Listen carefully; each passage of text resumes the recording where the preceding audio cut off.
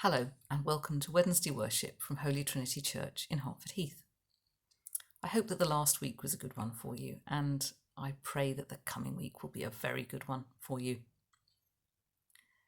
I've been thinking this week a lot about what Christians are doing in response to COVID-19, whether that's different from what other people are doing, and whether that matters.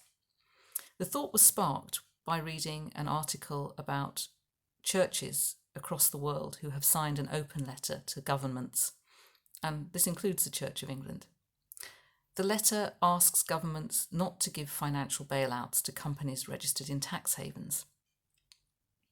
So I wondered, what else are Christians doing? It doesn't take a lot of digging to find that Christian organisations, like non-Christian organisations, are doing a lot to help with the international response. Samaritan's Purse, for example, which is best known for giving Christmas presents to children who wouldn't normally get them, is currently giving personal protective equipment to aid workers in places where it's impossible to get hold of the stuff. In this country, the Association of English Cathedrals, which isn't just a Church of England organisation, it's cathedrals of all sorts of denominations, is asking people to take part in a picnic on VE Day. The idea is we all have an enjoyable time and we give money to the Trussell Trust. We give to those in current need, to honour those who gave so much 75 plus years ago, as we celebrate 75 years since the end of fighting in the Second World War in Europe. There are other initiatives. Two new initiatives from the Church of England are an online resource for people who may be beginning to struggle with their mental health. It's called Supporting Good Mental Health. It's readings, prayers and reflections, and crucially also links to other organisations that could help them. The second initiative, possibly even more important, is a telephone line. It's a free phone number. If you phone it, you hear hymns, prayers, reflections, readings, and each day they are renewed. So you could listen every day and hear something different. This initiative was set up because it's acknowledged that not everyone has access to the internet.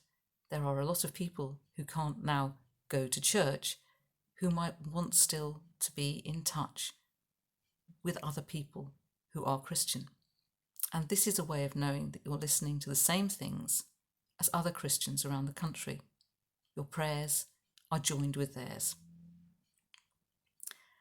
But interestingly, there are a lot of people who are beginning to pray who have never prayed before.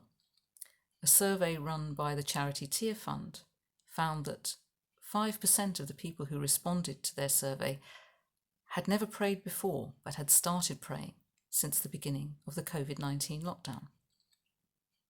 Again, 5%, maybe the same people, maybe different, have started joining in with worship, watching on television or on the internet or listening on their radios. Clearly, there is a need for worship and prayer, as well as a need for practical help. This pandemic has shaken the certainty of Western globalized nations like ours. Safety that we thought was absolute is not. People are beginning to acknowledge that they need God in their lives, to see why God is important. People are beginning to want to make that relationship. They're searching for faith. They want to feel God's love.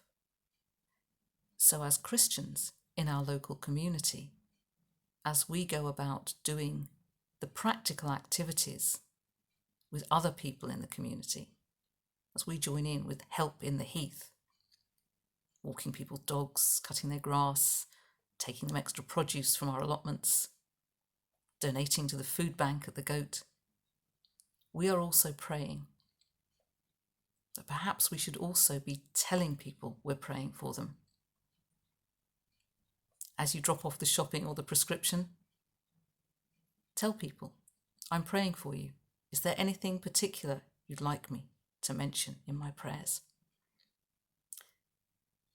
Because then they will know they are already part of a Christian community because the church is not the building, it's the people.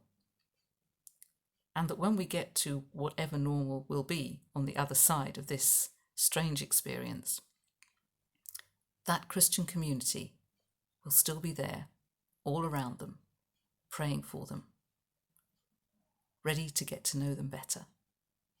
And we will already have been helping them as they take those first steps of faith with God.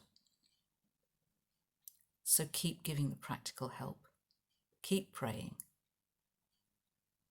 and find an opportunity to tell your neighbours that you're praying for them. Amen.